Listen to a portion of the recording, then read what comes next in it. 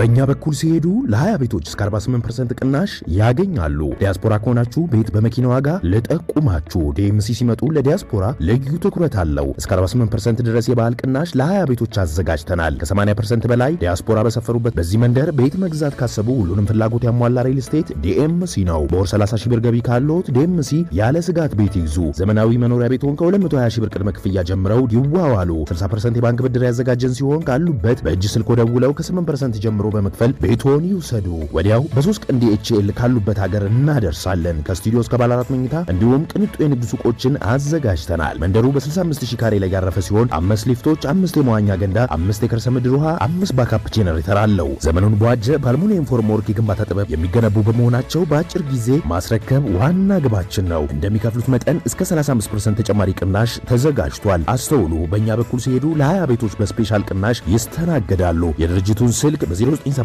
883434 በ0988 885656 ብለው ቢደውሉ መረጃ ያገኛሉ።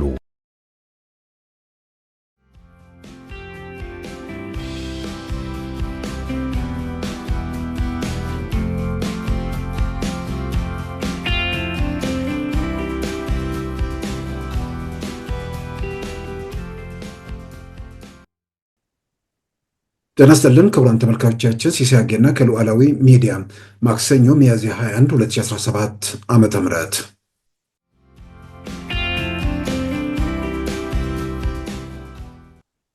የኢትዮጵያ ብሔራዊ ምርጫ ቦርድ ያስቀመጣቸው ነገሮች ምንድናቸው የሚለውን 3 ነጥቦች ህወሓት ይቀጥላል አይቀጥልም፣ ሊቀጥል የሚችልበት እድል ምንድነው የሚለውን የካቲት ወር ላይ የወጣውና 14 ቀናት ብቻ የቀረውን ውሳኔ በተመለከተ እንመልከት።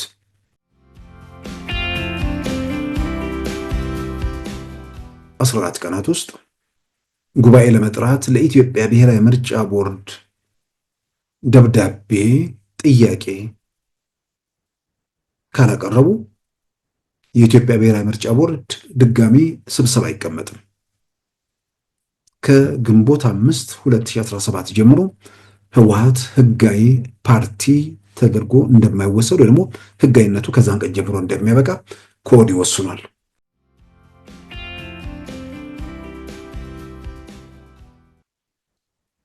አሁን የዓለም አብያተ ክርስቲያናት ወደ 352 የእምነት ተቋማት በየሀገሩ ያሉ ከኢትዮጵያ የኢትዮጵያ ኦርቶዶክስ ተዋሕዶ ቤተክርስቲያንና የኢትዮጵያ ወንጌላውያን መካነ ኢየሱስ ይገኙበታል። ከ352 ውስጥ ምናልባት እኚህ ሰው ደቡብ አፍሪካዊ ነው የምለው፣ መሰረታቸው ህንድ ነው። ፕሮፌሰሩ የዓለም ቤተ ክርስቲያናቱ ጸሐፊ ዝም ብለው ማህበራዊ ሚዲያ ላይ ማለት መገናኛ ብዙሃን ላይ ያገኙትን መሰረት አድርገው መግለጫውን አወጡ ወይንስ ጉዳዩ ኢትዮጵያ ውስጥ ስለሆነ ኢትዮጵያ ውስጥ ያሉ ተቋማትን በዚህ ጉዳይ ላይ ማብራሪያ ጠይቀዋል ወይ?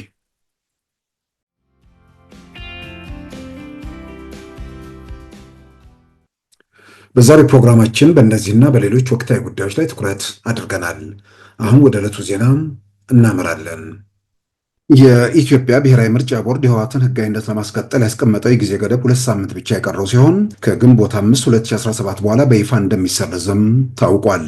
የኢትዮጵያ ብሔራዊ ምርጫ ቦርድ የካቲት 5 2017 ለህወሓት በጻፈው ደብዳቤ ህወሓትን ለ3 ወራት ከፓርቲ እንቅስቃሴ ማገዱም ይታወሳል።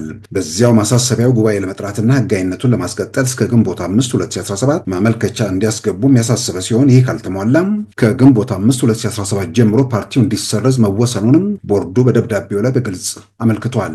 ለዚህ የምርጫ ቦርድ ማሳሰቢያ በዶክተር ደብረጽዮን የሚመራው ህወሓት እንደገና አልመዘገብም በማለት ሰሞኑን ባወጣው መግለጫ ምላሽ የሰጠ ሲሆን ህወሓትን መሰረዝ የከፋ ነገር ያስከትላል ሲል ለአፍሪካ ህብረት ፓነልና ለዓለም አቀፉ ማህበረሰብ ጥሪ አቅርበዋል። በአቶ ጌታቸው ረዳ የሚመራው ህወሓት ደግሞ በአዲስ ፓርቲ የፖለቲካ ትግል ለመቀጠል መወሰኑን በመግለጫ አስታውቋል። በዶክተር ደብረጽዮን የሚመራው ህወሓት እንደገና ጉባኤ ለመጥራት ፈቃደኛ አለመሆኑን በመግለጹ እንዲሁም የአቶ ጌታቸው ረዳ ቡድንም አዲስ ፓርቲ ለማውጣት በመወሰኑ የህወሓት ህጋዊነት ከግንቦት 5 2017 በኋላ የሚያበቃ መሆኑን የሚያጠራጥር አልሆነም። ሆኖም ከዛሬ ጀምሮ እስከ ግንቦት 5 ባሉት ቀሪ 14 ቀናት ጉባኤ ለመጥራት ማመልከቻ የሚያቀርብ የህወሓት ቡድን ካለን የፓርቲውን ህልውና ለማስቀጠል እንደሚቻል በብሔራዊ ምርጫ ቦርድ ደብዳቤ ላይ በግልጽ ተመልክቷል። ሳውዲ አረቢያ ለሐጂ ወደ ሀገሯ የሚጓዙ የ14 ሀገራት ዜጎች ላይ እገዳ ጣለች። ከአፍሪካ ኢትዮጵያና ኬንያን፣ ከመካከለኛው ምስራቅ ደግሞ ኢራን እንደሚገኙበትም ተመልክቷል። ከዚህም በተጨማሪ ቪዛቸው ከተቃጠለ በኋላ ሳውዲ አረቢያን ያለቀቁ ሀገር ለቀው እንዲወጡ የተሰጣቸው ቀነ ገደብም በዛሬው ዕለት እንደ አውሮፓውያን አቆጣጠር ሚያዝያ 29 2025 እንደሚያበቃም ታውቋል። ትራቭል ኤንድ ቱር ወርልድ የሳውዲ አረቢያን የሐጂና ኡምራ ሚኒስትርን ጠቅሶ እንደዘገበው እንደ አውሮፓውያን አቆጣጠር ከሰኔ 6 እስከ 11 2025 በሚቆየው የሐጂ የሃይማኖት ስርዓት ላይ ለመገኘት የቪዛ ክልከላም የተጣለባቸው የዓለም ሀገራት 14 ሲሆኑ የቀረበው ምክንያት ጸጥታና መተፋፈግን ለመቀነስ የሚል እንደሆነም ተመልክቷል። በዚህም መሰረት የሳውዲ አረቢያ መንግስት ለሐጂና ኡምራ ወደ ሀገሩ እንዳይገቡ ጊዜያዊ እገዳ የጣለባቸው ሀገራት ዜጎች ኢትዮጵያ፣ ኬንያ፣ ሶማሊያ፣ ሱዳን፣ ኢራን፣ ናይጄሪያ፣ የመን፣ ቻድ፣ ኒጀር፣ ማሊ፣ ኮንጎ፣ ሴንትራል አፍሪካ ሪፐብሊክ፣ ሊቢያ እና ፓኪስታን መሆናቸው ታውቋል። እገዳው የሐጂ ፈቃድ ያላቸውንና ሌሎች ቪዛ ጠያቂዎችን እንደማይመለከት የተገለጸ ሲሆን እገዳው እንደ አውሮፓውያን አቆጣጠር ከሚያዝያ 13 2025 ጀምሮ ተግባራዊ ሆኗል። የዓመቱ የሐጂ ጊዜ እስከሚያበቃም እገዳው እንደሚቀጥል ተመልክቷል። የኡምራ ቪዛ ይዘው በመካ የሚገኘው እንደ አውሮፓውያን አቆጣጠር እስከ ሚያዝያ 29 ማለትም እስከ ዛሬ አካባቢውን ለቀው እንዲወጡ ያሳሰበው የሳውዲ አረቢያ መንግስት በተጠቀሰው ጊዜ ገደብ ካልወጡ የ6 ወራት እስራት እንዲሁም 50 ሺህ የሳውዲ ሪያል ወይም 13,000 የአሜሪካን ዶላር ቅጣት እንደሚጠብቃቸውም አሳስቧል።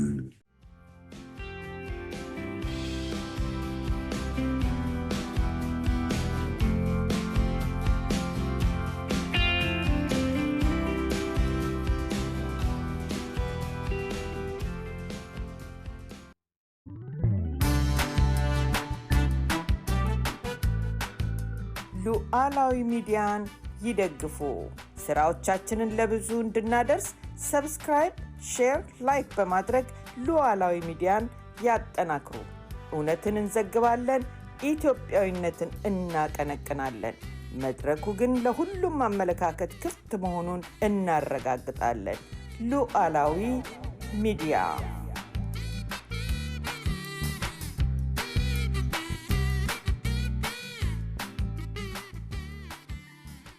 ህዝባዊ ወያኔ ሓርነት ትግራይ ህወሓትን በተመለከተ ከኢትዮጵያ ብሔራዊ ምርጫ ቦርድ ጋር ያለው ውዝግብ የመጨረሻው ምዕራፍ ላይ ተደርሷል። በሚቀጥለው ግንቦት 5 2017 ህወሓት እንደ ፓርቲ በኢትዮጵያ ፖለቲካ ሜዳው ላይ ይቀጥላል አይቀጥልም የሚለው የመጨረሻ እልባት የሚያገኝበት ምዕራፍ ላይ ተደርሷል። በዛ ጊዜ ውስጥ የኢትዮጵያ ብሔራዊ ምርጫ ቦርድ ባስቀመጠው ቅድመ ሁኔታ መሰረት ህወሓት አስፈላጊውን ነገር አሟልቶ እንቅስቃሴ ካልጀመረ አውቶማቲካሊ ከፓርቲ ህጋዊነቱ ለአንዴና ለመጨረሻ ጊዜ እንደሚያከትም የኢትዮጵያ ብሔራዊ ምርጫ ቦርድ ባለፈው የካቲት 5 2017 በጻፈው ደብዳቤ ላይ ማስታወስ ተችሏል።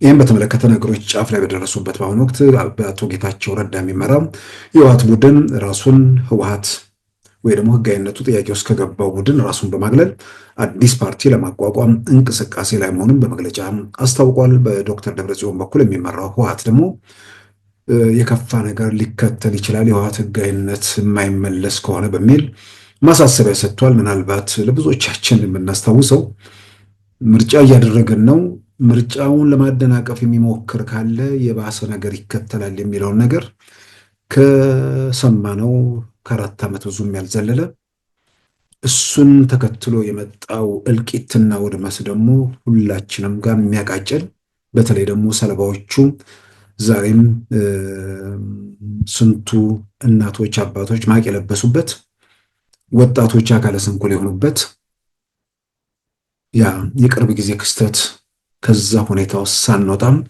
አሁንም ህጋዊነቱ ካልተሰጠን የከፋ ሁኔታ ይከተላል የሚል ማሳሰቢያ ምን ማለት ነው?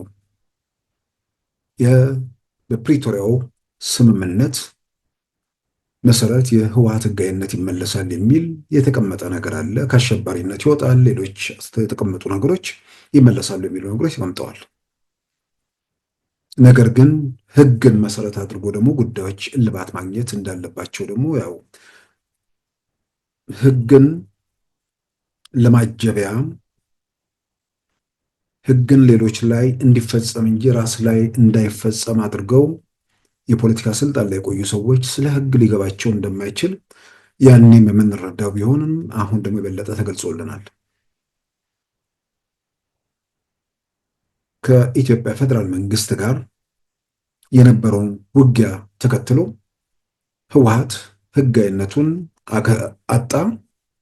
ህጋዊነትን ማጣት ብቻ ሳይሆን በአሸባሪነት ተፈረጀ። ጦርነቱ ቀጠለ። ጦርነቱ አበቃበት መንገድ አበቃ፣ በሰላም ስምምነት ተቋጨ።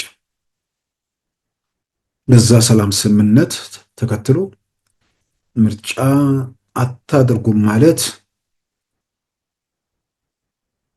ዲሞክራሲያዊ መብታችንን መግፈፍ ነው፣ የከፋ ሁኔታ ይከተላል። ያንን መከልከል፣ ያንን ማሳሰንትን ማለት የከፋ ሁኔታ ይከተላል ብሎ የዛሬ 4 ዓመት የነገሩን እነ ዶክተር ደብረጽዮን ዛሬ ደግሞ ህጋዊነቱ ካልተመለሰ የከፋ ሁኔታ ይከተላል የሚል ነገር እያመጡ ነው። ጉዳዮች በህግ አግባብ እንዴት ይታዩ፣ ችግሮች እንዴት ይፈቱ፣ ወደ ግጭት ወደ ቀውስ የማንገባበት ሁኔታ እንዴት ይምጣ የሚለውን በተለይ ይሄንን የቲፒኤልኤፍ አመራርነትን የትግራይ ጊዜያዊ አስተዳዳሪነትን ደርበው ይዘው ያ አደገኛ እነርሱ እንደሚገልጹት 1 ሚሊዮን ሰው ዓለም አቀፍ በተለይም ደግሞ ሽምግልና ሂደት ዋና ተዋናይ የሆኑት ኦሉሴጉን ኦባሳንጆ እንደገለጹት ደግሞ ከ600 ሺህ ሰው በላይ ያለቀበትን አደገኛ አሰቃቂ ብዙዎችን ማቅ ያለበሰ ሺዎችን አካለ ጎደሎ ያደረገ በስቃይና በሰቆቃ ውስጥ እንዲኖሩ ያስገደደ ጦርነትን ለኩሰው እዛ ሁኔታ ውስጥ ያስገቡ ሰዎች በፕሪቶሪያ ስምምነት የእነርሱም ደህንነት ተጠብቆ የተረፈውን ከቀውስ ከመከራ ውስጥ የወጣውን ህዝብ ለመታደግ ከመንቀሳቀስ ይልቅ አሁንም ያኔ ሲያደርጉት የነበረውን ነገር መልሰው ሲደግሙ ቢያንስ ትግራይ ውስጥ ቢያንስ አሁን ለበፊቱ አይደለም ተቃውሞ እያየን ነው ብቻ ሳይሆን ግን ራሱ ይሄ ታጠቀው ኃይል ውስጥ ያሉ ሰዎች እነዚህ ኃላፊነት የማይሰማቸው ሰዎች የወርቅ ምናምን ንግድ ውስጥ ወይ ደግሞ በተለያየ መንገድ ሌላ ችግር ውስጥ ያሉ ሰዎች ህዝቡን ተመልሰው መከራ፣ ስቃይ፣ ሰቆቃ ውስጥ እንዳይከቱት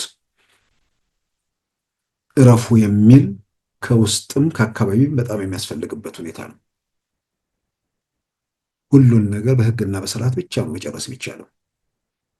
ያኔ ጦርነት ውስጥ ለመግባት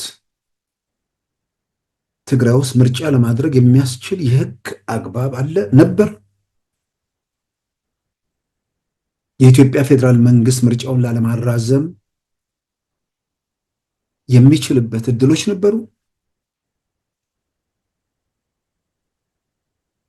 ለምርጫ ቲያትር ተብሎ ንጹሃን ይለቁ በኮቪድ ዓለም ምርጫ የሚያደርጉ ሀገራት ምርጫን ለታይታ የሚያደርጉ ማለት አይደለም። ምርጫን 5 ዓመት እየጠበቁ ቲያትር የሚሰሩ ቲፒኤልኤፍ አይነት ቡድኖች የሚያደርጉትን ነገር አይደለም። ከምር ምርጫ የሚያደርጉ ሀገራት ሁሉ ኮቪድ አሳስቧቸው አደጋው ታይቷቸው ምርጫ ለማራዘም የተገደዱበት ሁኔታ ነበር። ኢትዮጵያም ውስጥ ህገ መንግስቱ ላይ በዚህ ረገድ ያሉ ክፍተቶች ምንድን ናቸው በሚል ታይቶ በአደባባይ ክርክር ተደርጎበት ምርጫው እንዲራዘም ተደረገ። እኛ ምርጫውን በፍጹም አናራዝምም ብለው የኢትዮጵያ ህገ መንግስት በኢትዮጵያ ውስጥ ምርጫ ለማድረግ ስልጣን ያለው የኢትዮጵያ ብሔራዊ ምርጫ ቦርድ ብቻ ነው ይላል። የክልል ምርጫ ኮሚሽን አቋቁመው በዛ መልክ የተካሄደ ምርጫ ከዛ በኋላ ተያይዘው የመጡ ነገሮች ሁላችንም የምናውቃቸው ነገሮች ነው። ለህግ ጊዜም ህግን መሰረት አድርጎ መሄድና ለህግ መገዛት የመጀመሪያው ተግባር ነው። ህግን የተላለፈ አካል ካለ የፌዴራል መንግስትም ይሁን የትኛውም ኃይል ይሁን ያኔ ትክክል አይደለም የሚለውን ሌሎቻችንም የሀገራችን ጉዳይ ነው። የሆነ ኢትዮጵያ ክፍል ውስጥ የሚፈጸም ነገር የሚጎደል ነገር ዞሮ ዞሮ ሁላችንም ላይ ጣጣ ሊያመጣ ስለሚችል ሀገርም እንደ ሀገር እንዳይቀጥል ሊያደርግ የሚችልበት ሁኔታ ስላለ ህግ መከበር አለበት የሚለውን ሁላችንም ድምጻችን እናስተባብራለን እንደ ዜጋ። ህግ ግን ማን የጣሰው? እንዳልኩት ምርጫ ላለማራዘም የሚያስችል ሁኔታ ነበር። ህወሓት ምርጫ ለማድረግ የሚያስገድደው የተለየ ሁኔታ ነበር። ያው ዶክተር ደብረጽዮን፣ ወይዘሮ ፈትለወርቅ የነበረውን እንዳለ ለማስቀጠር ቲያትር ለመስራት ምን አስፈለገ? በዚህ ላይ ደግሞ በኢትዮጵያ ሕገ መንግስት ላይ ኢትዮጵያ ውስጥ ምርጫ ማድረግ፣ ሪፈረንደም ማድረግ የመሳሰሉትን ነገሮች መከወን የኢትዮጵያ ብሔራዊ ምርጫ ቦርድ ነው ተብሎ በግልጽ ተቀምጧል። ያን ተጥሶ የተካሄደ ነገር ነው። ከዛ ጋር ተያይዞ የመጡ ያለፍንባቸው በግልጽ የሚታወቁ ስለሆኑ ወደዛ አልመለስም። የፕሪቶሪያ የሰላም ስምምነት የዛ ከጦርነቱ በኋላ ምናልባት የፌዴራል መንግስት ለትግራይ ህዝብ ተጨማሪ ሰላምና ደህንነቱን ለማስጠበቅ የተሻለው መንገድ ነው ብሎ ስላመነም ነው ብዬ ነው የማምነው። ሄዶ የሆነ ነገር ልደፍጥጥ ቢል ተመልሰው ጫካ ይገባሉ። የተወሰኑት እዛው ህግና ስርዓት እየፈረሰ የሆነ እየተሽለኮለኩ እየተኮሱ ግን እያሉ የተወሰነ ጊዜ እንትን የሚሉ ሰዎች ይኖራሉ። ግን መጀመሪያ እንደሄዱት ብዙዎቹ በተመሳሳይ ወደ ጫካ ሊወጡ የሚችሉበት እድል ነበር ብዬ አላምንም። ስለዚህ የሰላም ስምምነቱ ለትግራይ ህዝብ እፎይታና ሰላምን ለኢትዮጵያም ደግሞ መረጋጋትን ያመጣ ነው። በዛ የሰላም ስምምነት መሰረት ህወሓት ከአሸባሪነት ሊስት ውስጥ እንዲወጣ ወደ ህጋዊ ፓርቲነቱ እንዲመለስ እንደሚደረግ ከህገ መንግስቱ ውጭ የተደረገው የትግራይ ምርጫ ተቀባይነት እንደማይኖረውና ያ እንደሚፈርስ በዚያ ምትክ ጊዜ አስተዳደር እንደሚመሰረት እነዚህም በግልጽ የተቀመጡ የስምምነቱ አካላት ናቸው። እንደተባለውም የኢትዮጵያ ፓርላማ ተሰብስቦ ህወሓትን ከአሸባሪነት ሊስት አወጣ። የኢትዮጵያ ብሔራዊ ምርጫ ቦርድ ደግሞ ህወሓትን ህጋዊ ሁን ብሎ እንዲፈጽም ትዕዛዝ እንዲሰጥ ህወሓት በደብዳቤ ጠየቀ። ሚያዝያ 14 እንደገና ሚያዝያ 28 የኢትዮጵያ ብሔራዊ ምርጫ ቦርድ ሰነዶች የሚያሳዩት ይሄንን ነው። የኢትዮጵያ ብሔራዊ ምርጫ ቦርድ ያለው እርሱ የሚመራበት የፖለቲካ ፓርቲዎቹ የሚተዳደሩበት አዋጅ ላይ አንድ ጊዜ አሸባሪ ተብሎ የተፈረጀና ህጋዊነቱን ያጣ የፖለቲካ ድርጅት ተመልሶ ፓርቲ መሆን አይችልም። ስለዚህ እናላደርግም አለ የኢትዮጵያ ብሔራዊ ምርጫ ቦርድ። የኢትዮጵያ መንግስት ግዴታ አለበት ህወሓትን ወደ ህጋዊ መስመር የመመለስ በገባው መንገድ ያሉ ቀዳዳዎችን መጠበቅ አለበት፣ መፈለግ አለበት። የኢትዮጵያ ብሔራዊ ምርጫ ቦርድ ደግሞ ለሁላችንም የህግ የበላይነት የሚባለው ነገር ህግን ብቻ መሰረት አድርጎ መሄድ ነው። ይሄኛው ህጋዊነቱ ይመለስ፣ ተጠቃሚነት ሊመጣ ይችላል እንዲህ እየተባለ ከዛ አንጻር ሊታዩ የሚችሉ ነገሮች ቢኖሩም ግን የህግ የበላይነት የሆነ ቦታ ላይ ከፈረሰ ከዛ በኋላም መቋጫ የሌለው ነገር ውስጥ ነው የሚገባው። ህወሓት የሚያውቀው ብሔራዊ ምርጫ ቦርድን የፈለገውን ነገር ማስወሰን ስለሚችል ያ አይነት ነገር ለምን የኢትዮጵያ መንግስት አያደርግም የሚል ጉዳይ ውስጥ እንዳለ ነው የምንረዳው። ስለዚህ የኢትዮጵያ ብሔራዊ ምርጫ ቦርድ በግሌ በፕሪቶሪያ ስምምነት መሰረት ህወሓት ህጋዊነቱ መመለስ አለበት ብዬ አምናለሁ። የኢትዮጵያ ብሔራዊ ምርጫ ቦርድ ደግሞ ህጉን ተከትሎ ለመከልከል የሄደበትን መንገድ ህጋዊ ስለሆነ እቀበላለሁ በግሌ። ግን ህጉ ሳይፈርስ የፕሪቶሪያውን የሰላም ስምምነት ላይ የተቀመጡ የህግ ጉዳዮችን መስራት አድርጎ ምላሽ መስጠቱ አስፈላጊ ስለሆነ የኢትዮጵያ ፍትህ ሚኒስቴር የህግ ማሻሻያ የሚደረግበት ሁኔታ ውስጥ ተገባ። በዛ የህግ ማሻሻያ መሰረት የኢትዮጵያ ብሔራዊ ምርጫ ቦርድ አዋጁ መሻሻሉን ተከትሎ እንደ አዲስ ፓርቲ መመዝገብ የሚችልበት ሁኔታ ተፈጠረለት። ህወሓት እንደ አዲስ ሲባል ህወሓት የሚባል ስም የነበረ ስም ስለሆነ ግንቦት 2017 ተመዘገበ። የካቲት 1967 ተመሰረተ። ብዙ ልዩነት ያለው አይመስለኝም። ግን ህጉን በተመለከተም የህግ ማውጫውን ጉዳይ የኢትዮጵያ ብሔራዊ ምርጫ ቦርድ ለዛ ለምርጫ ቦርድም እድል ለመስጠት በሌላም በኩል የፕሪቶሪያውን ስምምነትም ለመተግበር ህወሓትንም የኢትዮጵያ ፖለቲካ ሂደት ውስጥ ለመመለስ የአዋጅ መሻሻያ ተደረገ። በአዋጅ መሻሻያው መሰረት በፓርቲነት እንደ አዲስ መመዝገብ የሚችልበት ሁኔታ ተፈጠረ። በልዩ ሁኔታ እንደውም አዲስ አበባ በልዩ ሁኔታ መመዝገብ የሚችልበት ሁኔታ ተፈጠረ። በልዩ ሁኔታ ነሐሴ 3 ቀን 2016 የተመዘገቡበትን ሰርተፊኬት ዶክተር ደብረጽዮን መቀሌ ይዘው ደረሱ። ከዛ በኋላ በልዩ ሁኔታ እንዴት የሚል ከሌላ ወገን ተቃውሞ ሲመጣ አናቀውም የሚል መከራከሪያ ውስጥ ደግሞ ተገባ።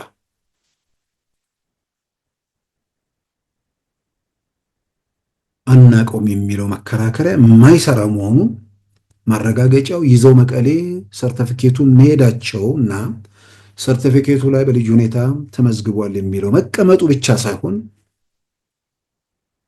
የነበረውን ለመመለስ የመስራች አባላት ስም፣ መተዳደሪያ ደንብ፣ የፖለቲካ ፕሮግራም ተብሎ ተጠይቀው እያንዳንዱን ነገር በዝርዝር አስገብተው ምዝገባው እንደተሰጣቸው የኢትዮጵያ ብሔራዊ ምርጫ ቦርድ በግልጽ አስታውቋል። በተከታታይ በጻፋቸው ደብዳቤዎች ላይ ማለት ነው። ስለዚህ በኢትዮጵያ ብሔራዊ ምርጫ ቦርድ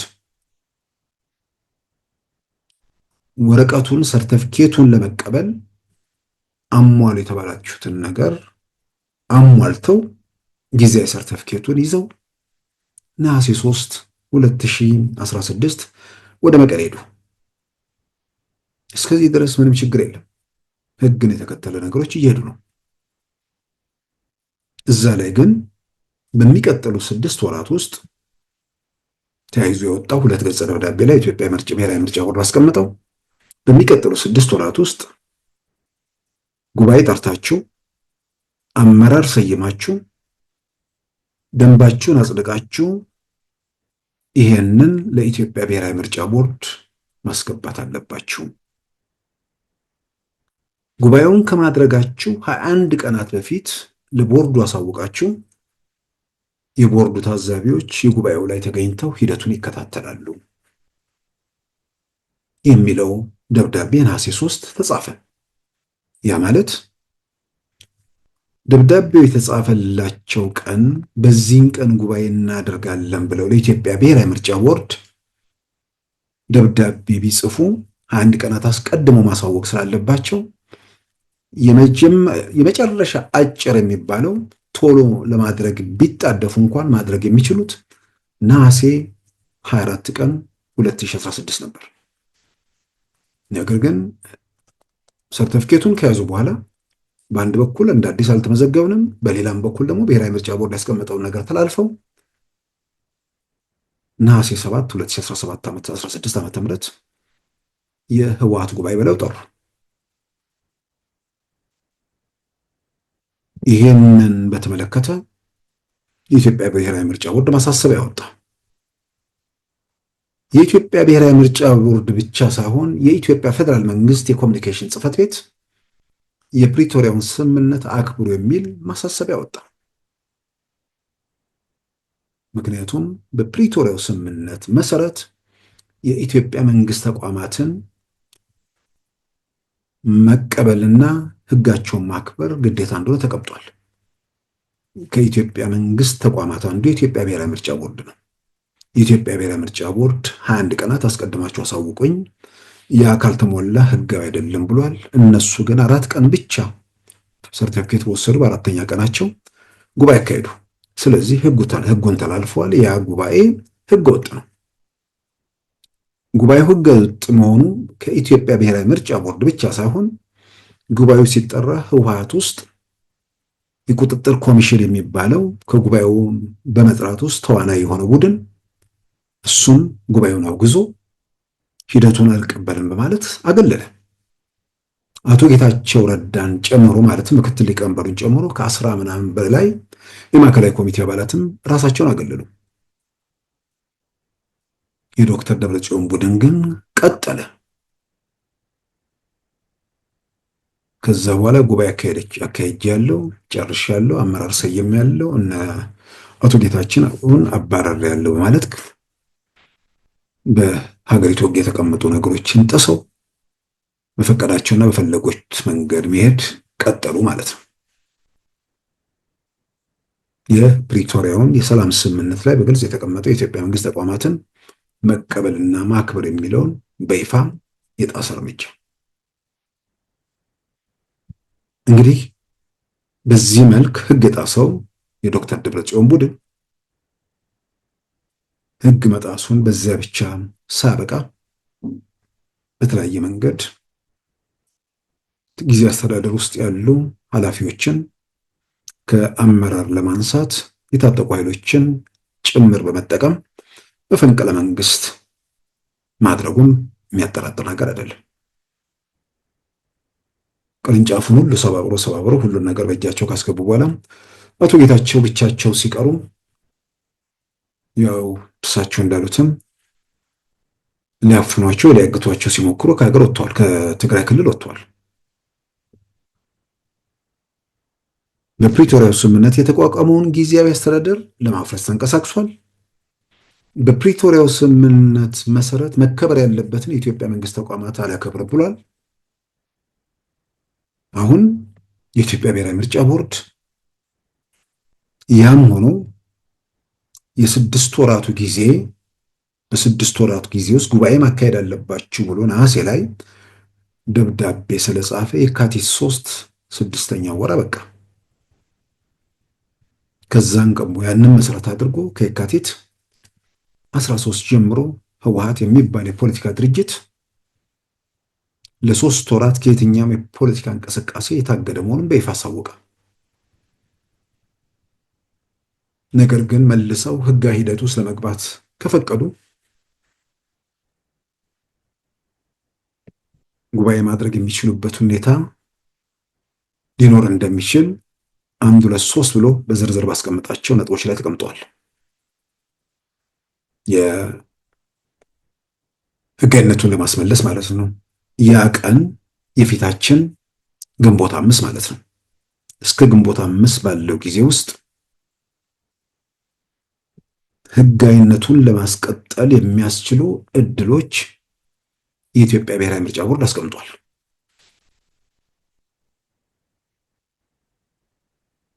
ነገር ግን ግንቦት 5 ከደረሰ በኋላ ግን ዶክተር ደብረጽዮን አቶ ጌታቸው ወይ ደግሞ ሌላ አካል ማነጋገር ሳያስፈልገኝ ፓርቲውን እሰርዘዋለሁ በሚል በግልጽ ያስቀመጠው ነገር ነው። የኢትዮጵያ ብሔራዊ ምርጫ ቦርድ በወቅቱ ያስቀመጣቸውን 3 ነጥቦች በዚህ አጋጣሚ ማንሳቱ የቀረው ሂደት ምንድን ነው የሚለውን ሁሉም ሰው መልሶ እንዲገመግመው ከፊታችን የሚጠብቀን ምንድን ነው የሚለውን ነገር ለመረዳትም እንዲያግዝ ነጥቦቹ መልሶ ማስተዋወሱ አስፈላጊ ነው። ትላንት ለስልጣን ብለው ትላንት የትግራይ ህዝብም ኢትዮጵያን በምርጫ አይተው በማያውቁበት በምርጫ ስም እንደዚህ አይነት እልቂትና ውድመት የጠሩ ሰዎች ዛሬም ሌላ ችግርና ቀውስ ሀገር ውስጥ እንዳይከቱ እርግጥ ነው ከአሁን በኋላ ፕሪቶሪያ ይኖራል ብዬ አልጠበቅም። ፕሪቶሪያን በለው ናይሮቢን በለው ጄኔቭን በለው ምንም አይነት ነገር ከነ ዶክተር ደብረጽዮን ጋር የሚደረግ ስምምነት ካለ የቃሊቲ ስምምነት ሊሆን ይችላል።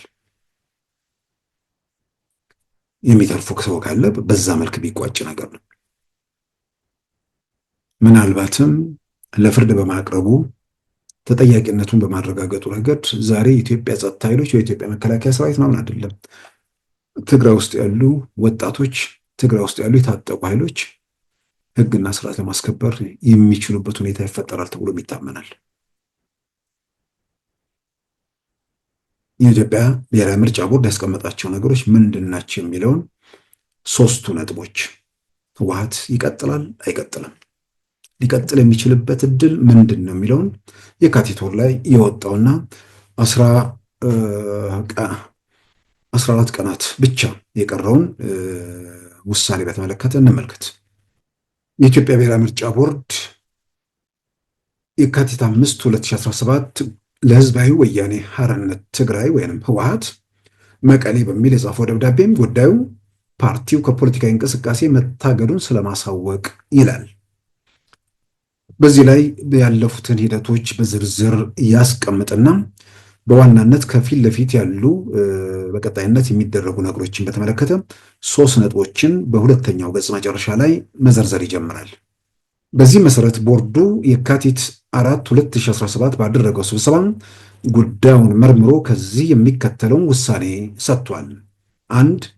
ፓርቲው ከፍ ብሎ የጠቀሱትን አዋጅና መመሪያ ላይ የተመለከቱትን ድንጋጌዎች ባለማክበር ጉልህ ጥሰት በመፈጸሙ በአዋጅ ቁጥር 1332 ህዝባር 2016ን ለማስፈጸም በወጣው መመሪያ ቁጥር 25 ህዝባር 2016 አንቀጽ 18 1 መሰረት ፓርቲው ይህ ውሳኔው ከደረሰው ቀን ጀምሮ ለ3 ወራት በምንም አይነት የፖለቲካ እንቅስቃሴ ውስጥ እንዳይሳተፍ እንዲታገድ ቦርዱ ወስኗል ይላል። የካቲት 5 2017 የተወሰነ ውሳኔ ነው። 3ኛ ወሩ ግንቦት 5 2017 ይመጣል። እስከዛ ድረስ በየትኛውም ህጋዊ የፖለቲካ እንቅስቃሴ ማድረግ እንደማይችል የኢትዮጵያ ብሔራዊ ምርጫ ቦርድ የካቲት 5 2017 በጻፈው ደብዳቤ ላይ አሳስቧል። 2. ፓርቲው ለእግዱ ምክንያት የሆነውን ጥሰት በማረም አዋጁን ተከትሎ የወጣውን መመሪያም የቦርዱን ውሳኔዎችና ትዕዛዞች በማክበር ፓርቲው ሊያደርግ የሚገባውን ጠቅላላ ጉባኤ ለማድረግ የሚያስችለውን የጉባኤ ቅድመ ዝግጅት ስራዎችን ለመስራት ለቦርዱ በጽሁፍ ሲያሳውቅና ቦርዱን ይህንን ሲያረጋግጥ በመመሪያው አንቀጽ 18(2) መሰረት እግዱን የሚያነሳ መሆኑን ቦርዱ ወስኗል ይላል። ይህ ማለት እስከሚቀጥለው የግንቦት 5 2017 ባሉት ቀናት ውስጥ ጉባኤ ለማካሄድ እችላለሁ ብሎ ለኢትዮጵያ ብሔራዊ ምርጫ ቦርድ በጽሁፍ የሚያሳውቅ ከሆነ ቦርዱ እገዳውን በማንሳት ጉባኤውን ለማድረግ የሚያስችለው ሁኔታ እንደሚፈቅድ የሚያሳይ ነው። ስለዚህ አሁንም 14 ቀናት አሉ። በእነዚህ 14 ቀናት የከፋ ሁኔታ ይከተላል ምናምን የሚለውን ነገር ዝም ብሎ ህግና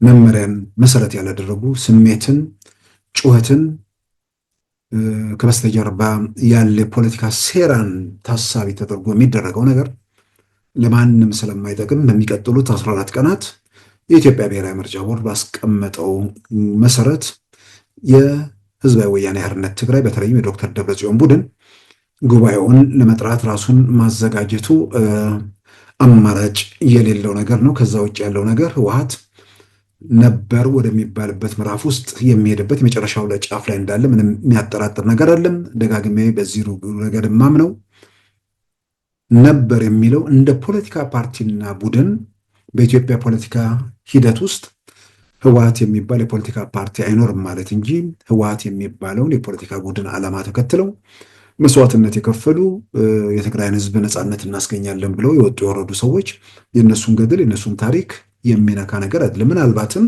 ያ ስያሜ ከእንዲህ ያለ ከቆሻሻው ፖለቲካ ውስጥ ወጥቶ ዝም ብሎ የወጣ የነዛ መስዋዕትነት የከፈሉ ሰዎች ማስታወሻ እንዲሆን ማስቀመጡ እንደውም የበለጠ የሚጠቅም ነገር ይመስለኛል። ህወሓት ሲባል በሌላው አካባቢ ላይ የክፋት፣ የጭቆና፣ የበደል፣ የሰቆቃ ዛሬም ጭምር ለምንከፍለው ዋጋ ምክንያት የሆነ የጥፋት፣ የክፋት፣ የወንጀል፣ የሰቆቃና የመከራ ምልክት ነው። ያ መከራ ያ ሰቆቃ ኢትዮጵያ ላይ እንዲፈጸም ግን ወጣቶቹ አልሞቱም። የትግራይ ህዝብ ነፃ እንዲወጣ ነው የሞቱት። ስለዚህ ከፖለቲካ ፓርቲነት ይሄ ስያሜ መውጣቱና ወጣቶቹ ወይ ደግሞ ዋጋ የከፈሉትን ሰዎች ብቻ በሚያስታውስ መልኩ መቀመጡ ለዋጋ ለከፈሉት የበለጠ እንደውም ትርጉም አለው። እነዚህ ሰዎች ይዘው እያቆሸሹ ስለሆነ እንዳይቆሽሽ የቆሸሸውንም ጠግኖ ወልውሎ በጥሩ ነገር ለማስቀመጥ የሚያስችለው ሁኔታ ሊፈጠር ይችላል። ስለዚህ ከፖለቲካ ፓርቲነት በዛ መልኩ መውጣቱ፣ ሁለተኛም ደግሞ ፖለቲካ ፓርቲነት ይቀጥል የሚባል እንደው ይነስም ይብዛም እናቶ መለስ የነበሩበት እናቶ ተወልደ፣ እናቶ ስዬ፣ እናቶ ገብሩ ምናምን የነበሩበት ፓርቲ አሁን በነ ዶክተር ደብረጽዮን በምናምን ደረጃ ላይ እና ዙሪያዎቹ ያሉትን ሰዎች ሲታይ ለእንትኑም ጥሩ አይመስለኝም። እሱንም ጭምር ማሰብ በጣም አስፈላጊ ነው ብዬ አምናለሁ። በሶስተኛ ደረጃ የኢትዮጵያ ብሔራዊ ምርጫ ቦርድ ያስቀመጠው ይሁንና ከፍ ብሎ ለፓርቲው የተሰጠ የ3 ወራት የእግድ ጊዜ ፓርቲው የእርምት እርምጃ ሳይወስድ ቢቀር በአዋጅ ቁጥር 1332 ህዝባር 2016 አንቀጽ 3 11 ሐመር ውሃ እና በመመሪያ ቁጥር 25 ህዝባር 2016 አንቀጽ 19 1 ሐመር ውሃ መሰረት ቦርዱ የተለየ አካሄድ ሳይከተል የፓርቲው ምዝገባ እንዲሰረዝ ቦርዱ የወሰነ መሆኑን በአክብሮት እንገልጻለን ይላል። እዚህ ላይ በግልጽ የተቀመጠ ነገር ነው። በሚቀጥሉት 14 ቀናት ውስጥ ጉባኤ ለመጥራት ለኢትዮጵያ ብሔራዊ ምርጫ ቦርድ ደብዳቤ ጥያቄ ካላቀረቡ የኢትዮጵያ ብሔራዊ ምርጫ ቦርድ ድጋሚ ስብሰባ አይቀመጥም። ከግንቦት 5 2017 ጀምሮ ህወሓት ህጋዊ ፓርቲ ተደርጎ እንደማይወሰድ ደግሞ ህጋዊነቱ ከዛን ቀን ጀምሮ እንደሚያበቃ ከወዲሁ ወስኗል። ስለዚህ የተቀመጠውን በህግ የኢትዮጵያ ብሔራዊ ምርጫ ቦርድ ያስቀመጠውን ህግ መቀበሉና ያንን መሰረት አድርጎ መጓዙ ለሁሉም ይጠቅማል። በተለየ መንገድ እኔ አንዳንዴ የፌዴራል ስልጣን ላይ ቆየ ሰው ወረታቸው ምናምን ከወረደ በኋላ እንትኑ የሚንቀው ነበር ይመስለኝ። የሆነ በቃ ወረታቸው ምናምን አካባቢ ያለ ነገር የክልል የወረዳ የምናምን ነገር በቃ ምንም አይጥምም። በቃ የሚጥማቸውም አይመስለኝም ነበር። ያው እንግዲህ ስልጣን ላይ ወጥቼ ስለማላቀው አይገባኝም። እነሱ ደግሞ ወጥተውም ወርደውም ስላዩት የሆነ ቦታ ላይ እንዴት ነው የሰው ልጅ ቆም ብሎ ጊዜ ዘመኔ አንድ ጊዜ ብቻ ነው። ጫፍ ላይ ነበርክ፣ ተንከባለልክ። ግን ተንከባለል እስር ቤት አልገባም። ከዚህ ቀደም የነበረው ታሪክ እስር ቤት ነው። ከዛ በመለስ በክብር መቆየት የሚቻልበት እድል ተፈጥሮ ያንን እድል ገፍቶ ወደ ጦርነት ወደ ግጭት ተገባ። ያው የዘር ፖለቲካ በተወሰነ ደረጃ አስተዋጽኦ አዎንታዊ ጎኑ ለዘረኞች ለትግራይ ህዝብ ሲባል እነዚህ ሰዎች ከነወንጀላቸው ከነኃጢአታቸው አደባባይ ከረባታቸውን አስረው እንዲወጡ ተፈቀደላቸው። ያ ብቻ ሳይሆን ያን ወንጀላቸውን ያን ኃጢአታቸውን ያን ነውራቸውን ሳያፍሩበት ይልቁንም ሌላውን ተጠያቂ ለማድረግ ጄኖሳይድ የሚል ነገር በየዕለቱ ሲያውለበልቡ እያየን ነው። ያን የተፈጸመው የተካሄደው ነገር በወቅቱ እኮ በዝርዝር ሰምተነዋል። ማን ጀመረው? እንዴት ጀመረው? እሱ ፀሐይ በምስራቅና በምዕራብ በምስራቅ መውጣቷ በምዕራብ መጥለቋ ኃይል ዛሬ አይኑን ለገለጠ የሚያጠራጥር ነገር አይደለም። ለጨፈነ በተለይም ደግሞ አእምሮ ለታወረ ማስረዳት ከባድ ነው። ብዙ አእምሯቸው የታወረ ሰዎች በብዛት እያየን ስለሆነ የአእምሮ መታወር ደግሞ ከምንም በላይ በዋናነት ለአእምሮ መታወር የሚዳርገው በሽታ የጤና ባለሙያ የሳይንስ ባለሙያዎቹ እንደሚሉት ባናቅም እኛ በህይወት የዕለት ተዕለት ኑሯችን ባየነውና በተረዳነው የአእምሮ መታወርንን ከምንም በላይ ዋናው ዘረኝነት መሆኑን አይተናል።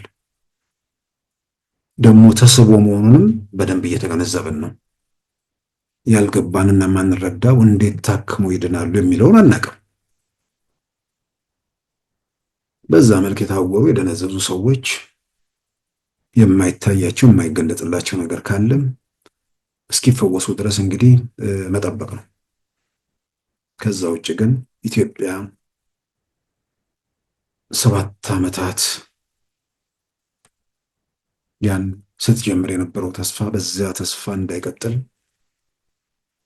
ዘረኞች ተፈልፍለው ተቀፍቅፈው በዚህም በዚያም እየተደገፉ ሀገር እንዲያመሱ ህዝብ እንዲያተራምሱ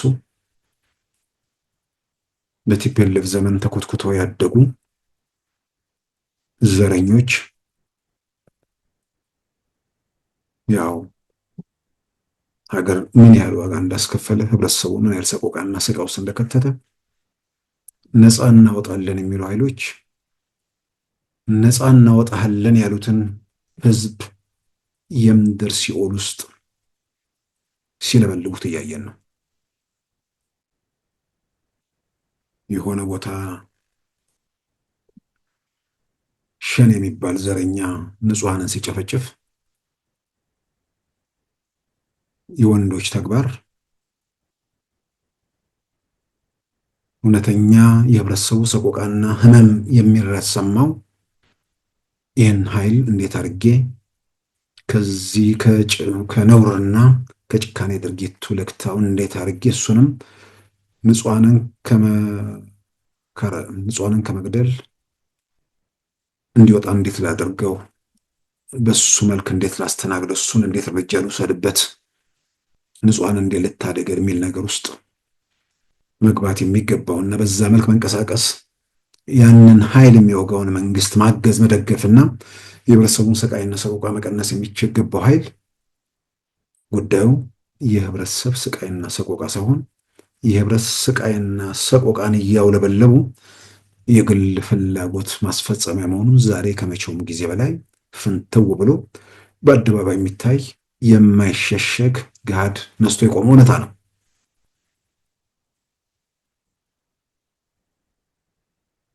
ዛሬ ላይ የአእምሮ መደንዘዝና ወይ ደግሞ የአእምሮ መታወርን ምንድን ነው ብርሃን የሚፈነጥቁ ወይ ደግሞ ከበሽታው የሚፈውሱ እንዲህ አይነት ነገሮች ሊኖሩ ይችላሉ። ተስፋ ያደረጉባቸው ነፃ አውጪዎች ያሏቸው ነፃ አውጪ ሳይሆኑ መከራ ምንጮች መሆናቸው ሲታይ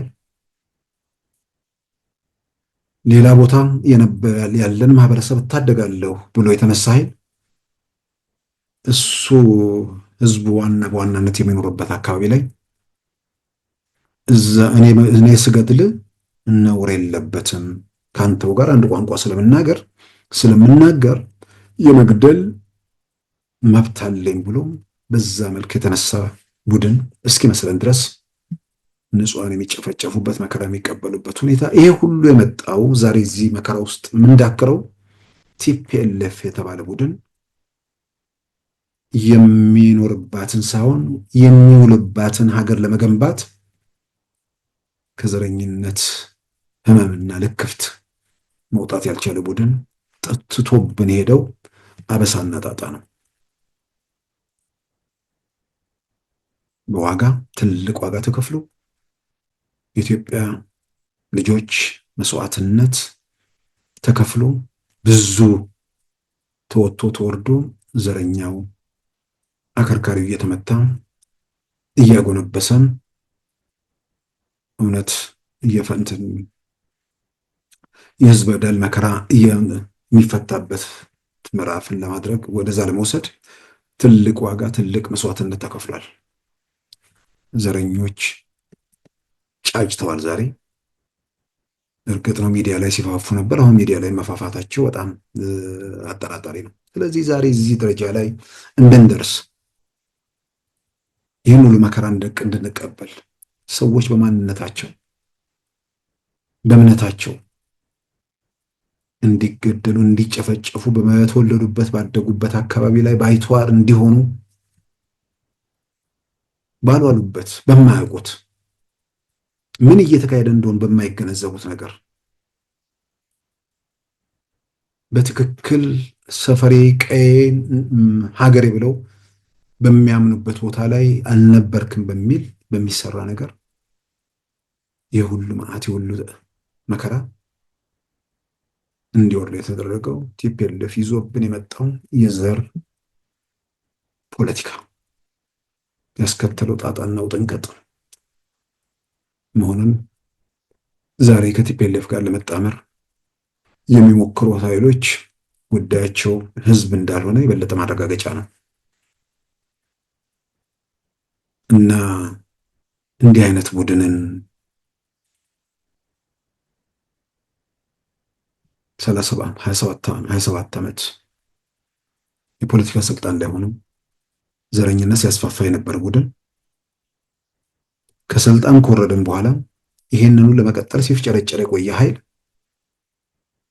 ዛሬም እንደገና ፉከራ ምናምን ቀረርቶ ሲገባ እረፍ ማለት በቅርብ ካሉ ሰዎች ይጠበቃል። አለርፍ ካለ ደግሞ የሚያሳርፈው አካል ደግሞ ያው ዛሬ 2010 ወይም 11 ላይ አይደለንም። ዛሬ 2017 ላይ ነን።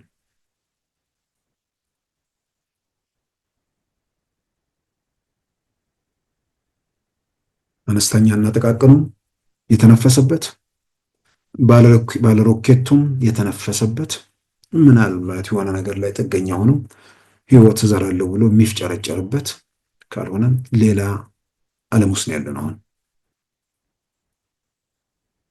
ግን ምንም ይሁን ምን ለአንድ ቀን የሚሆን ለአንድ ሰዓት ግጭት ተቀስቅሶ ንጹሐን ሰላማዊ ሰዎች የማያልቁበት ሁኔታ ለመፍጠር እነዚህ ወገኖች ከእንደዚህ አይነት ህገ ወጥ ተግባራቸው እንዲታቀቡ ወይንም ደግሞ ለታቀደው ዓላማቸው ሲባል ይህንን እያውለበለቡ መገኘታቸውን ተረድቶ እረፉ ማለት በተለይ ከቀደሙት የቲፒኤልኤፍ መሪዎች አሁንም ከነዚሁ ጋር አብረው ከሚሰሩ ሰዎች ይጠበቃል። ለትግራይ ህዝብ እዘኑለት። ስለሌላው ኢትዮጵያዊ ይጨነቃሉ ብሎ የሚያስብ ሰው ካለ ራሱ ማሰብ ያቆመ መሆን አለበት። የዘረኝነት የህመሙን ጥልቀት የሚያሳየው ሰው ዘረኛ ከሆነ አይፈወስም የሚል መደምደሚያ ላይ የሚያደርሰው 27 ዓመት የኢትዮጵያ መሪ፣ የኢትዮጵያ ቺፍ ኦፍ ስታፍ፣ የኢትዮጵያ እንደዚህ ሁሉ ነገር የኢትዮጵያ ከላይ እስከታች ተቆጣጥረው የኢትዮጵያ የሚባለውን ኃላፊነት ጠቅላላ ይዘው ስልጣን ላይ ሲወርዱ ትግሬ ወደ መሆን የሚሄዱ ሰዎች ናቸው። ሰው ወደ ላይ ከደረሰ በኋላ ወደ ታች ይንደረደራል እንዴ? ስለዚህ ተቃውሞ ከዚህ ቀደም በእነዚህ ሰዎች ላይ የሚደረገውን ተቃውሞ ራሳቸው በአንደበታቸው በድርጊታቸው ማረጋገጣቸውን ብቻ ሳይሆን እንዴት ነፃ ወጣን የሚለውን ነገር የበለጠ እንድንመለከተው የሚያደርግ ነገር ነው። እንዴት ነው ሰው ኢትዮጵያን በኢትዮጵያ ስም ሚኒስትር ሆኖ በኢትዮጵያ ስም ከፍተኛ ባለስልጣን ሆኖ በኢትዮጵያ ስም የወታደር አዛዥ ሆኖ ስልጣን ሲለቅ የአንድ አካባቢ ተወካይ ብቻ ሲሆን እና ምናልባት አሁንም የጤና የምናምን ባለሙያዎች በዚህ ረገድም ሊረዱን ይችላሉ። አንድ ሰው በዘረኝነት ከተለከፈ በኋላ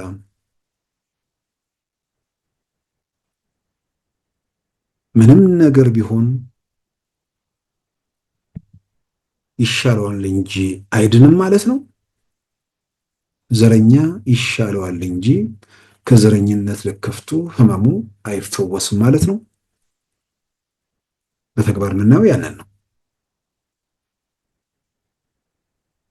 እና እነ ዶክተር ደብረጽዮን በቃ ወደ ሌላ ነው አንተ ውስጥ እንግባ። ወጣቱም ስለሌላው ዓለም ስለደረሰበት ነገር ይጠበብ፣ ይጨነቅ። ጠመንጃ ተሸክሞ መንጋፈፍ ዘመኑ ቢዳደል የዘመን ጉዳይ አይደለም። ለወጣቱ ዘመኑ ወደሚጠይቀው ነገር ዓለምን ይበርብራት። አቅም፣ እውቀት፣ ችሎታ ያላቸው ልጆች ይመጣሉ፣ ይፈጠራሉ። ፉክክራቸው ከዚህኛው ብሔረሰብ ከዛኛው ብሔረሰብ እሱ ኋላ ቀርነት ነው። ከአካባቢያቸውም ከአፍሪካም ከምናምን አልፎ በዓለም ላይ ቦታ እንዲኖራቸው ምን መደረግ አለበት፣ እንዴት ይሰራ የሚለው ላይ ትኩረት ማድረግ ነው እና ዘረኞች አሁን እንኳን ተውን፣ ወጣቱን ተዉት፣ ህብረተሰቡን ተዉት። ከዛ ሁሉ መከራ ከዛ ሁሉ ስቃይ በኋላ ተመልሶ ሌላ ነገር ውስጥ እንዳይገባ ጥንቃቄ ማድረጉ፣ በኃላፊነት ስሜት መንቀሳቀሱ በጣም በጣም አስፈላጊ ነው ብዬ አምናለሁ። ከዚሁ ጋር በተያያዘ ምናልባት የኢትዮጵያ መንግስት አንዳንድ ጉዳዮች ላይ ከዚህ ቀደም አንስቼዋለሁ፣ በመረጃ ረገድ ያሉ ክፍተቶች የሚያስከትሏቸው ነገሮች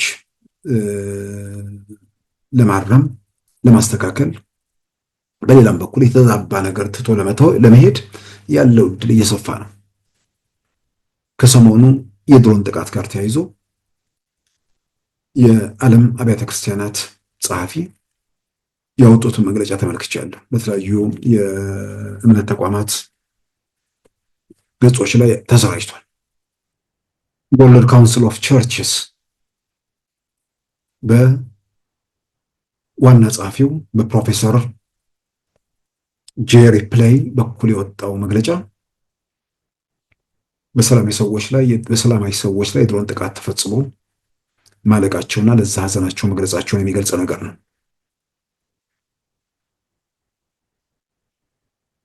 በዛ መልክ መገለጹ ብቻ ሳይሆን እዛ ላይ ሲባል የነበረውን ትምህርት ቤቶች የኮሚኒቲ አገልግሎት በሚሰጡ ሰላማዊ ሰዎች ላይ የተፈጸመ ጥቃት ነው ይላል። እኚህ ደቡብ አፍሪካዊ ፕሮፌሰር የቴዎሎጂ መምህር አሁን የዓለም አብያተ ክርስቲያናት ምክር ቤት ጸሐፊ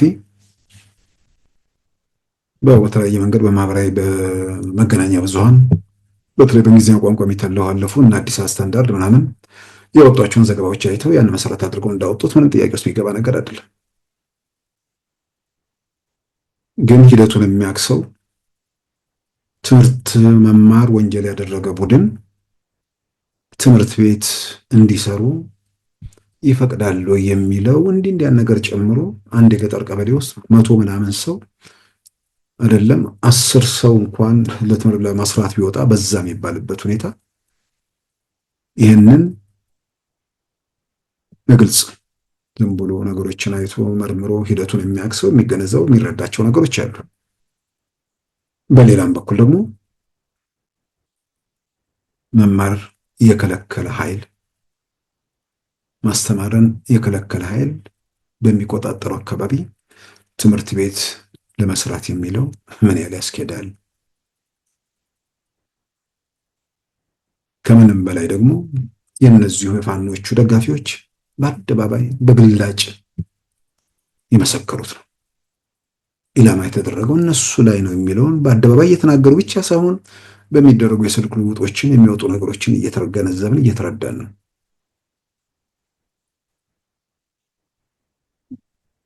እውነት ምንድነው? ስራችን ራሱን ይገልጻል፣ እውነት በራሱ ጊዜ ይወጣል የሚል ነገር የለም። ዝም ብሎ ከኢትዮጵያውያን አንጻር ነገሩን ማየት ነው። በውጭ ሀገር የሚኖሩ ኢትዮጵያውያን ይሄ የዕለት ተዕለት ቆሻሻ ነገር ውስጥ የሌሉ የሀገራቸውን ጉዳይ አልፎ አልፎ የሚከታተሉ ሰዎች እንዲህ አይነት ዜና ቢያዩ የሚያስደነግጥ ነው፣ የሚያስቆጭ ነው። እንዴት መንግስት ሰላማውያን ንጹሐን ላይ የድሮን ጥቃት ይሰነዝራል? መረጃው የሌለው ሂደቱን የማይገነዘብ ሰው ቁጣ የሚፈጥር ነገር ነው። ለምንድን ነው መረጃዎች እንዲጠሩ የተከወኑ ነገሮችን በተመለከተ መረጃዎች ማብራሪያዎች የማይሰጡበት ሁኔታ ምንድን ነው? አሁን የዓለም አብያተ ክርስቲያናት ወደ 352 የእምነት ተቋማት በየሀገሩ ያሉ ከኢትዮጵያ የኢትዮጵያ ኦርቶዶክስ ተዋሕዶ ቤተክርስቲያንና የኢትዮጵያ ወንጌላውያን መካነ ኢየሱስ ይገኙበታል። ከ352 ውስጥ ምናልባት እኚህ ሰው ደቡብ አፍሪካዊ ነው የምለው መሰረታቸው ህንድ ነው። ፕሮፌሰሩ የዓለም አብያተ ክርስቲያናቱ ጸሐፊ ዝም ብለው ማህበራዊ ሚዲያ ላይ ማለት መገናኛ ብዙሃን ላይ ያገኙትን መሰረት አድርገው መግለጫውን አወጡ ወይንስ ጉዳዩ ኢትዮጵያ ውስጥ ስለሆነ ኢትዮጵያ ውስጥ ያሉ ተቋማትን በዚህ ጉዳይ ላይ ማብራሪያ ጠይቀዋል ወይ?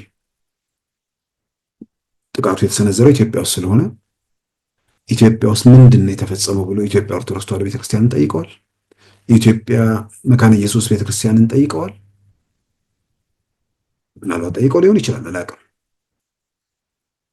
ቢጠይቁም ቤተክርስቲያኒቱ ሁለቱም ኢትዮጵያ ወንጌላውያን መካነ ኢየሱስም የኢትዮጵያ ኦርቶዶክስ ተዋሕዶ ቤተክርስቲያንም የሰማነው ይህንን ነው ሊሉ የሚችሉት።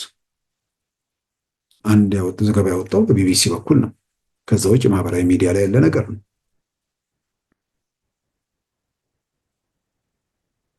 ይሄ እንዴት እንዲሆን ሊሆን ይችላል የሚባል ነገር ውስጥ እነሱ ሊገቡ አይችሉም። ሊገቡ የማይችሉባቸውን ከዚህ ቀደም ከእምነት ጉዳይ ጋር ተያይዤ ያነሷቸው ነገሮች አሉ። ራሳቸው አንድ ገጽ ላይ አይደሉም። ምን እየተካሄደ እንደሆነ እንኳን ሁሉም ከየራሱ አንጻር ነው ከሚሰማው መረጃ ከሚሄድበት መንገድ አንጻር ነው እየተመለከተ ያለው። ስለዚህ አንድ ገጽ ላይ አለመሆናቸው የሚፈጥራቸው ክፍተቶች አሉ። ይሄንን በተደጋጋሚ እየጮህን ነው። የቤተ እምነት ሰዎች፣ የቤተ እምነት ኃላፊዎች እንደ አቡነ ፍራንሲስ ለመከበር ለመፈራት ሁሉን ነገር ምን እየተካሄደ ነው የሚለውን ነገር አብጠርጥሮ ማወቅና ለኢትዮጵያ የሚበጀው የህብረተሰቡን ሰላምና ደህንነት የሚያውከው ማን ነው? ከዚህ ሁኔታ ውስጥ መውጣት የሚቻለው እንዴት ነው? አንዱ ቤተ እምነት ሰዎች መገሰጽ በጣም አስፈላጊ ነገር። ለመገሰጽ ግን ራሳቸው አንድ ገጽ ላይ መምጣት አለባቸው። አንድ ገጽ ላይ ለመምጣት ደግሞ ምን እየተካሄደ ነው የሚለውን ነገር በገለልተኛነት ከሁሉም ከየራሳቸው እምነት ሰዎች ያሉበት መድረክ አዘጋጅተው መጨነቅ እኮ ያስፈልጋል። መፍትሄ ፍለጋ እኮ ምን እየተካሄደ ነው የሚለውን እኮ መመርመር ያስፈልጋል። ስለዚህ የዓለማ ቤተክርስቲያናት ዋና ጸሐፊ ያወጡት መግለጫ የግላቸው በስማቸው ነው የወጣው። 352ቱ ቤተክርስቲያናት የተቀበሉት እና የደገፉት ነው። አሰራሩ እንደዛ ነው ወይ? መረጃ ከኢትዮጵያ ካሉ ሁለቱ አብያተ ክርስቲያናት ወስደዋል ወይ? ያን የተመለከተ ዝርዝር መረጃ የለም። ነገር ግን እንዳልኩት ይሄ ነገር ተጽፎ ታትሞ የሚቀመጥ ነገር ነው። በየቦታው በየስርቻው የሚታተመው ምናምን እሱ እኮ ችግር የለም። ለዚህ በቤተ እምነት ምናምን ደግሞ ሲሆን ክብደት የሚያሰጠው ነገር አለና ምን ተፈጸመ የሚለውን ነገር ሁላችንም ማወቅም ስለምንፈልግ ግን ደግሞ አጠቃላይ ነገሮችን አንብበን ገምግመን የምንደርስባቸው ነገሮች ስላሉ በተወሰነ ደረጃ ምንጽናናው ሰላማዊ ሰዎች አለመሆናቸውን የሚገልጹ ሌሎቹም እንዲህ አይነት ቆሻሻ ነገር ውስጥ አስበው አቅደው ሳይሆን በፕሮፓጋንዳ ተጠልፎ የገቡ ንጹሃን እዛ ውስጥ እንዳሉ አምናለሁ። ንጹሃን ስል ጠመንጃ የያዙ ንጹሃን የሆነ ህዝቤን ነፃ አወጣለሁ ብሎ የሚያስቡ ንጹሃን የተወሰኑ ሰዎች ይኖራሉ። ሌላው ግን ያው ንግድ ውስጥ እንዳለም ደግሞ የተለያየ መንገድ የምንረዳው የስልጣን አምሮትና ፍቅር ውስጥም ያሉ ሰዎችን በደንብ የምናውቃቸው ሁኔታም እንዳለ ግልጽ ነው። ስለዚህ በእንደዚህ አይነት መልኩ የሚወጡ መረጃዎችን በተመለከተ በመንግስት በኩል የሚመለከታቸው አካላት መረጃዎችን ለዓለም አቀፉ ማህበረሰብ በመስጠት ረገድ የራሳቸውን ሚና መጫወት አለባቸው ብዬ አምናለሁ። ክቡራን ተመልካቾቻችን የዛሬ ማክሰኞ ሚያዝያ 1 2017 ፕሮግራማችን በዚሁ ተጠናቋል። ተነስተልን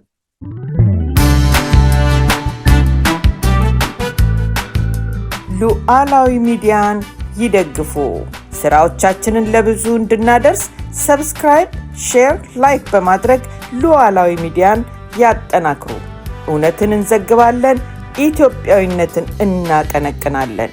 መድረኩ ግን ለሁሉም አመለካከት ክፍት መሆኑን እናረጋግጣለን። ሉዓላዊ ሚዲያ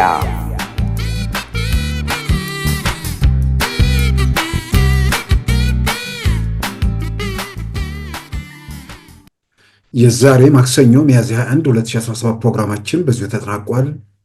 ጤና ይስጥልን።